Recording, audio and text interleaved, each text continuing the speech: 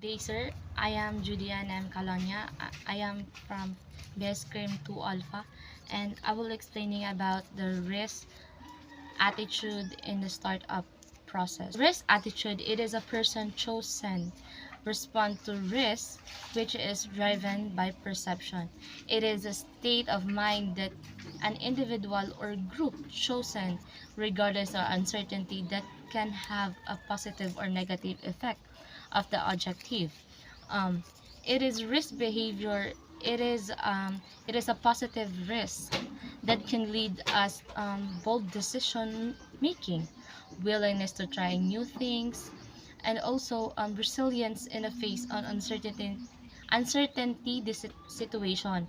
So the characteristic of risk attitude. The first is it is a resilience. Resilience, it is a possessive, unwavering bounce back from failure with renewed determination. And also resilient, it is ability to adapt the challenges and recover from the difficult life experiences.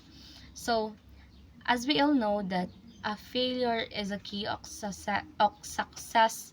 So, um, if ikaw naka-face na ka og failure or naka-face na kag mga like as a criminal student mabagsak yun kay walay gibuhat, walay mga if na activity dili buhaton, so it leads to failure.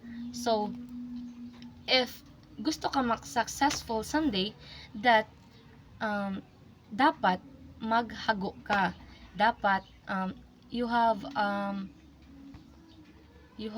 responsibility, dapat dapat passionate ka sa imong gabuhaton so that it can lead you success. Thank you.